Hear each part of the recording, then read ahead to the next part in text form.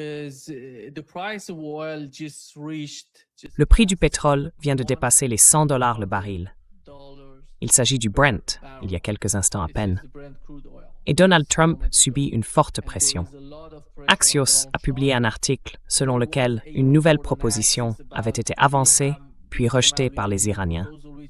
Nous ne pouvons pas le confirmer, car c'est Axios qui l'a rapporté, et nous connaissons la crédibilité d'Axios.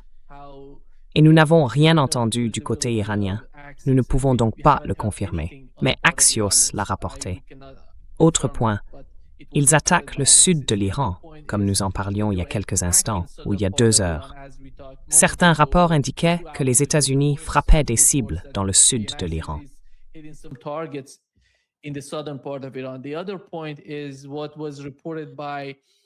L'autre point, c'est ce qui a été rapporté par le gouvernement koweïtien.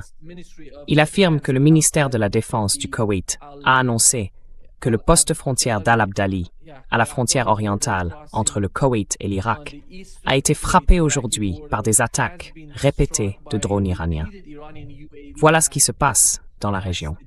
Et l'autre point très important, qui est lié au prix du pétrole que je viens de montrer sur cette image, c'est le cas du Yémen.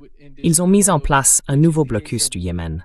Et l'Arabie saoudite, ainsi que Donald Trump, ont tweeté aujourd'hui qu'il y a 1 an, les États-Unis d'Amérique avaient frappé très puissamment les Houthis en raison de leur perturbation du commerce et des échanges, en tirant sur des navires.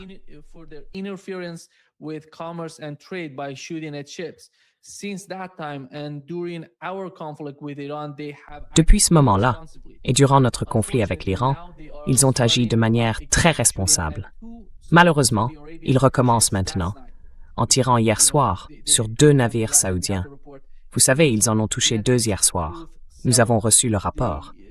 Et que ce message sur Truth serve à indiquer que s'ils recommencent, les États-Unis tiendront l'Iran pour responsable dans ce cas.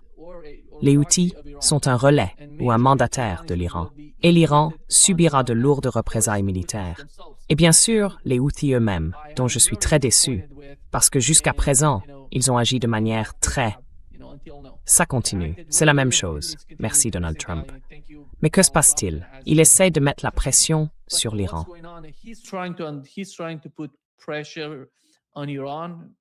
Et il essaye de... Parce que ce rapport d'Axios qui disait que l'Iran avait rejeté cela a ensuite été suivi d'informations selon lesquelles, aux États-Unis, Donald Trump aurait dit qu'il allait attaquer l'Iran de manière massive. Et voilà la situation, Patrick. Il y a 2 éléments.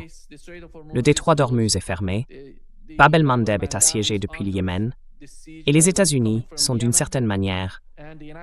Hier, nous avons eu un rapport selon lequel les États-Unis auraient tué 2 pèlerins aux frontières, parce que vous savez, hier, c'était l'Arbaïn. Et le martyre de l'imam Hussein, ainsi que ce genre de commémoration, est si important pour eux. Voilà donc la situation, Patrick. Quelle est votre lecture de ce qui se passe et de la manière dont les 2 camps se préparent, selon moi, à une vague massive d'attaques?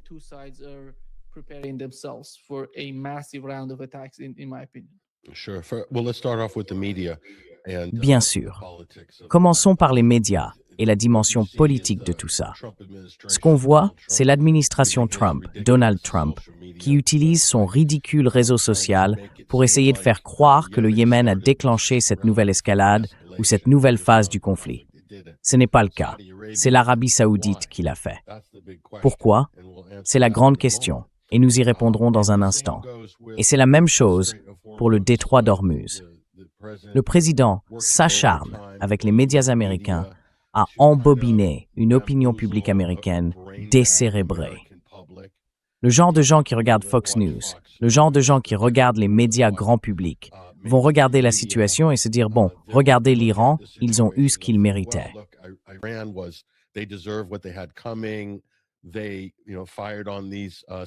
Ils ont, vous savez, tiré sur le pétrolier battant pavillon singapourien pour commencer, et les États-Unis ont bombardé l'Iran. Et ils auraient parfaitement le droit de le faire, parce que Trump le dit.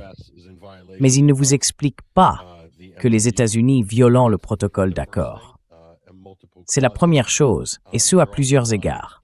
Ils ne vous expliquent pas non plus que quoi que fasse l'Iran pour contrôler le trafic dans le détroit d'Ormuz. Cela ne justifie pas une escalade militaire avec des bombardements américains sur le sol iranien. Tout simplement pas. Il n'y a aucune proportionnalité, il n'y a aucune réciprocité. C'est en gros la loi de la jungle, et c'est ce que les États-Unis font depuis le début. Donc les États-Unis essayent de se présenter, Trump lui-même, comme la victime, ou comme, vous savez, le génie stable, celui qui fait ce qu'il faut ici. Et ce n'est absolument pas le cas.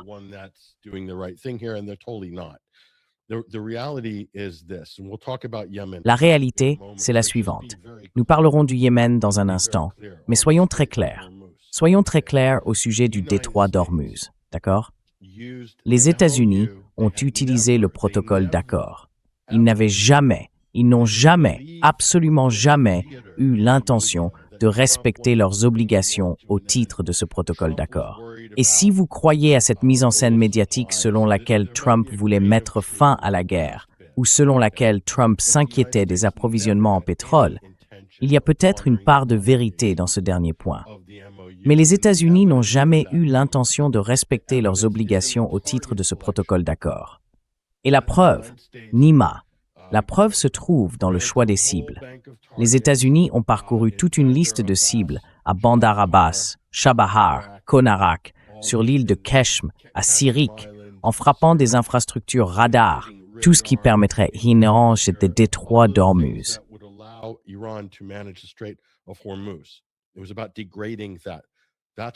Il s'agissait de dégrader cela. C'est pour ça que le protocole d'accord avait été conçu. C'était une ruse. L'autre chose que J.D. Vance a admise publiquement, c'est que ce protocole d'accord, il l'utilisait simplement pour gagner du temps et jouer sur les marchés. Il l'a dit publiquement. Donc il a dit gagner du temps. J'imagine que c'est pour se réarmer et reconstituer les stocks, même s'ils diminuent, bien sûr. Mais ça ne se joue pas sur une période de 2 semaines. C'est une stratégie américaine qui s'étend jusqu'aux élections de mi-mandat. Je sais que beaucoup de commentateurs veulent présenter Trump et J.D. Vance comme s'ils changeaient, comme s'ils opéraient un virage, comme s'ils changeaient d'avis. Non, il y a une stratégie derrière. C'est le Pentagone. Le théâtre politique que vous voyez n'est qu'une façade par-dessus la stratégie américaine.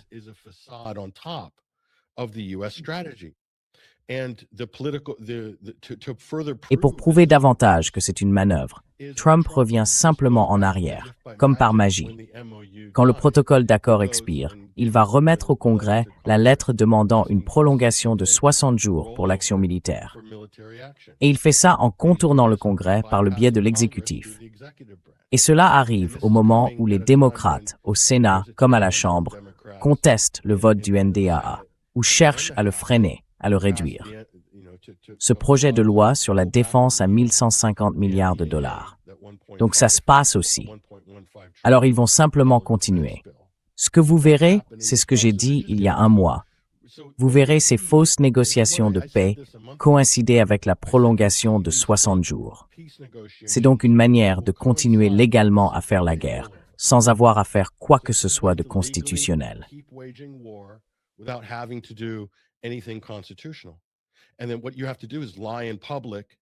Et ensuite, ce qu'il faut faire, c'est mentir en public.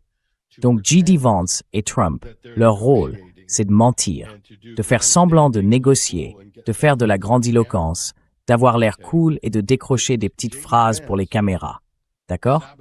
J.D. Vance a saboté la clause 10 du protocole d'accord quand il a dit « Oh, eh bien, vous savez, les Iraniens ne récupéreront pas leurs avoirs gelés à moins de les donner à nos producteurs américains de soja. » Vous voyez, c'est immédiat.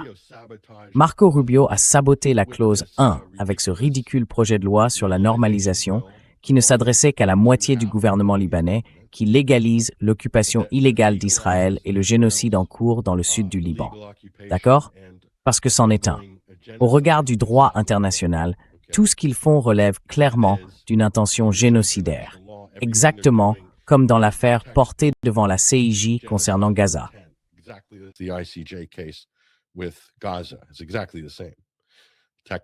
C'est exactement la même chose, sur le plan technique comme sur le plan juridique. Et cela sera probablement jugé comme tel ultérieurement. Ensuite, Donald Trump a reconnu qu'il faisait passer des navires au plus près des côtes omanaises, en utilisant diverses organisations maritimes. Le gouvernement américain était impliqué. Je pense que les Britanniques l'étaient aussi, par l'intermédiaire de l'Agence britannique d'information maritime, afin d'orienter les gens loin du contrôle administratif iranien du détroit. C'est une violation des clauses 4 et 5. Donc, 1, 2, 3, 4. Voilà 4 exemples. Je pourrais vous en donner 2 ou 3 autres, mais restons-en à 4. Si les États-Unis avaient eu la moindre intention de respecter quoi que ce soit du protocole d'accord, ils n'auraient pas fait tout cela. Et ils ne l'auraient pas fait de manière aussi délibérée avec un calendrier aussi ici.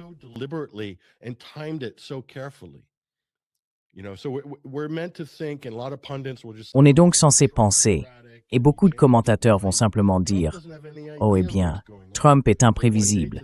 Il a changé d'avis. Trump n'a aucune idée de ce qui se passe d'un jour à l'autre. » En gros, il est la façade, le spectacle de clown de cette opération militaire qui semble totalement dépourvue de toute stratégie cohérente en coulisses. Bon, alors passons au Yémen. Que se passe-t-il là-bas? Pourquoi l'Arabie saoudite, après avoir conclu une trêve effective, NIMA, avec les Yéménites depuis 2023, la situation est restée relativement stable depuis 2023.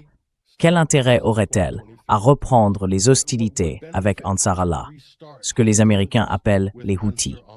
Quel intérêt aurait-elle à relancer cela? Aucun.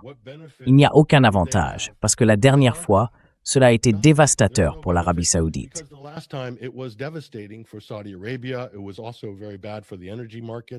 C'était aussi très mauvais pour les marchés de l'énergie. C'est mauvais pour Aramco. Ça a été mauvais pour beaucoup de choses, la stabilité et la sécurité mondiale. Alors, pourquoi ferait-il une chose pareille? Eh bien, la réponse, vous savez, Trita Parsi a fait une analyse là-dessus. Il a dit « Oh, cet accord sur l'enrichissement nucléaire entre les États-Unis et l'Arabie saoudite, ce n'est pas un bon accord pour les États-Unis. Ils n'obtiennent rien et l'Arabie saoudite obtient tout parce que la version précédente de cet accord était liée aux accords d'Abraham. Donc l'Arabie saoudite peut enrichir, mais en échange, normalisation avec Israël. Et soudain, tout ça est plus ou moins passé au second plan. Alors qui faisait pression sur l'Arabie saoudite pour qu'elle intercepte l'avion de ligne d'Iranian Airlines à l'aéroport de Sanaa? Les États-Unis faisaient clairement pression sur l'Arabie saoudite. C'était un donnant-donnant pour faire passer l'accord sur l'enrichissement, non?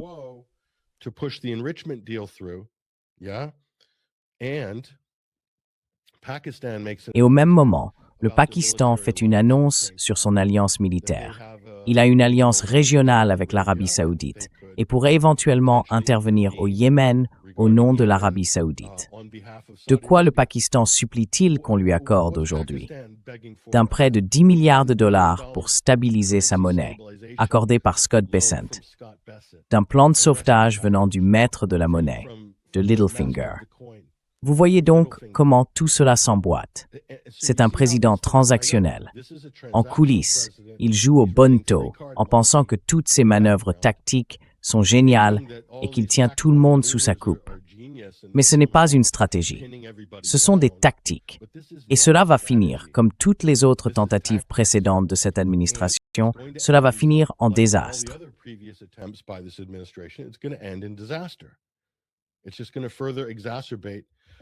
Ça ne fera qu'aggraver encore ce désastre. Et devinez ce qui s'est passé ce matin. Maintenant que l'Arabie saoudite a fait le sale boulot pour Washington au Yémen, qu'a fait Trump? Il dit « Ah !» Il déplace les poteaux. Nous ne signerons pas l'accord tant que vous ne normaliserez pas vos relations avec les Israéliens. Vous devez rejoindre les accords d'Abraham, Riyad. Sinon, pas d'accord sur l'enrichissement nucléaire. Alors, est-ce que ça vous surprend? Moi, ça ne me surprend pas. C'est comme ça que fonctionne cette Maison-Blanche. Si vous faites affaire avec l'administration Trump, leur parole ne vaut rien.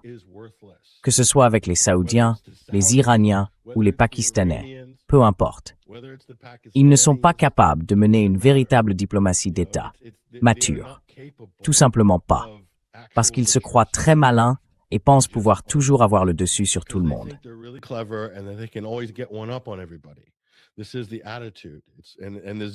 C'est aussi cette attitude et cette mentalité à somme nulle. Donc, ça ne change en rien le calcul du Yémen.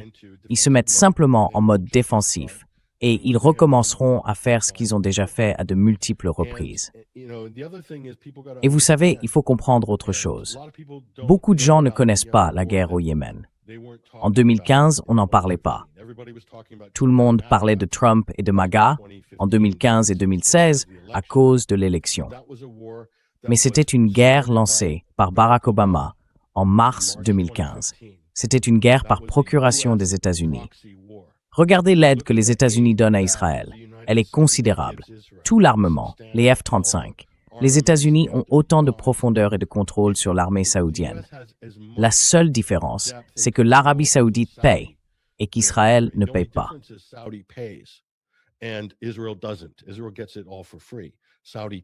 Israël, lui, obtient tout gratuitement.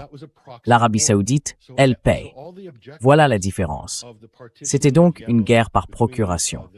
Tous les objectifs de la partition du Yémen entre la zone contrôlée par Ansar Allah, les Houthis, qui se trouvent sur le détroit de Bab el-Mandeb et une partie de la mer Rouge, et Aden, ainsi que ce que l'Arabie saoudite reconnaît comme le gouvernement administratif du Yémen.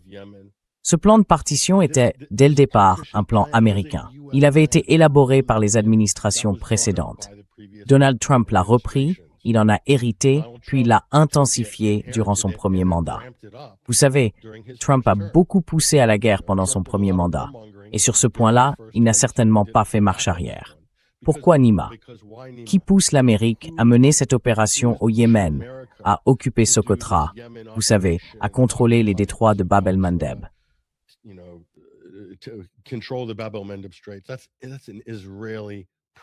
C'est une priorité israélienne. C'est une priorité israélienne. Et c'est pour ça que les États-Unis ont lancé cette opération en 2015. C'était il y a 11 ans. Il y a 11 ans. Ils sont toujours là. Ils la dirigent toujours. Et ils continuent à tout contrôler dans le détail, y compris le siège de Hodeïda et tout le reste. C'est la politique des États-Unis. Le Yémen le comprend. Ils sont là pour le long terme. Mais penser que tout cela n'est pas entièrement planifié par Washington, c'est d'une naïveté affligeante. Et beaucoup de gens passent complètement à côté de ce qui se joue. Donc, à chaque point de passage stratégique, Washington a un plan pour tout. Le canal de Suez, Bab el-Mandeb, Israël aussi, le détroit d'Ormuz, etc., ainsi que tous les différents contournements par oléoduc.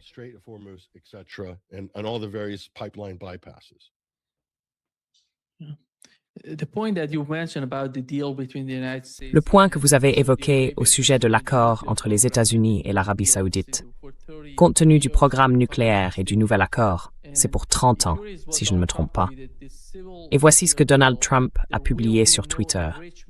Cet accord sur le nucléaire civil, il n'y aura aucun enrichissement de matière, conclu entre le département américain de l'énergie et l'Arabie saoudite, qui concerne uniquement des usages non militaires, comme ceux dont disposent déjà l'Iran, les Émirats arabes unis et d'autres pays, sera approuvé, mais il dépend entièrement de l'adhésion de l'Arabie saoudite aux très respectés et fructueux accords d'Abraham.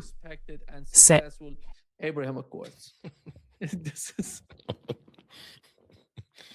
Très respecté, Xu.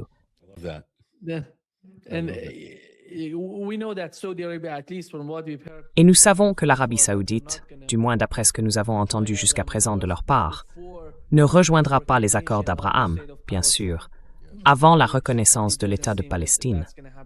Or, il ne semble pas que cela va arriver de sitôt, ni de la part des États-Unis, ni des Israéliens, parce qu'ils sont toujours en Cisjordanie et que la situation y est tellement compliquée. Et je ne sais pas comment cela va apporter quoi que ce soit. Vous savez, vont-ils recevoir, ou l'Arabie saoudite veut-elle recevoir ce programme? Il est dit qu'il ne s'agit pas d'enrichissement d'uranium. En gros, cela signifie qu'on aurait là une centrale nucléaire sans enrichir l'uranium. Il viendrait de l'extérieur. Les États-Unis ne produisent pas d'uranium enrichi, si je ne me trompe pas. Ils en reçoivent de Russie et d'autres pays. Et je ne sais pas qui fournira à l'Arabie saoudite l'uranium enrichi. C'est ma question.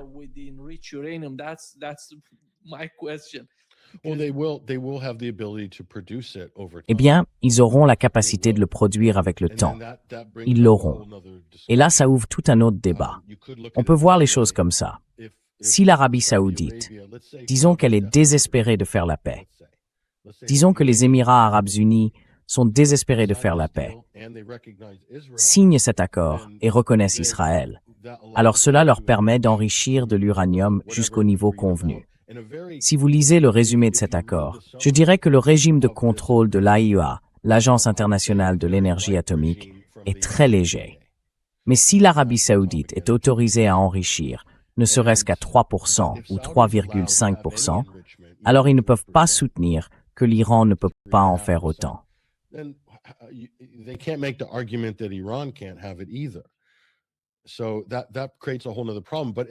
Cela crée donc tout un autre problème. Mais d'une certaine manière, cela crée aussi une solution, parce que ça rééquilibre le pouvoir dans le Golfe Persique, au moins sur cette question. Et on pourrait avoir une sorte d'accord bilatéral. Peut-être que cela offrira à l'avenir une porte de sortie pour tout le monde. C'est donc un jeu, ce sont des cartes. Mais les États-Unis jouent, et ce qu'ils font, c'est beaucoup parier à court terme. Le problème avec cette administration, c'est que Donald Trump est un négociateur épouvantable. Épouvantable. C'est le pire négociateur de l'histoire parmi les présidents américains. Et il est entouré de vauriens qui sont probablement encore pires que lui, parce que c'est une condition pour faire partie de l'administration Trump. Vous ne pouvez pas être plus intelligent que le président, sinon vous n'êtes pas autorisé à entrer dans l'administration.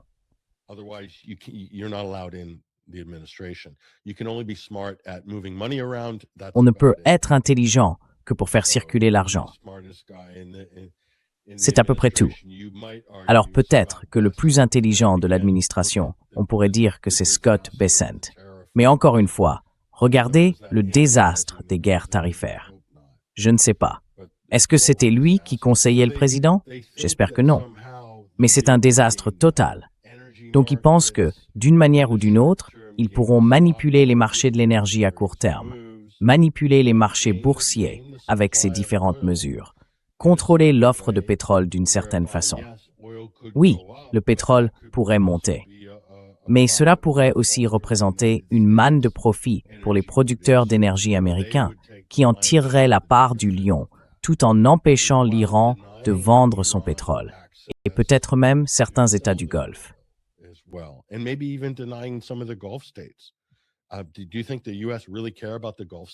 Pensez-vous que les États-Unis se soucient vraiment tant que ça des États du Golfe? Regardez à quel point ils ont attiré les tirs sur tous les États du Golfe en y installant leur base. Je ne pense pas que les États-Unis se soucient tant que ça des États du Golfe. Et ils savent que, s'ils ont des ennuis, ils auront besoin, en gros, d'une sorte de sauvetage de la part des États-Unis. Enfin, voilà. Bref, c'est comme ça que je vois certaines de ces dynamiques, Nima. On pourrait parler de 2 ou 3 autres aspects, mais ce sont les principaux éléments que je vois.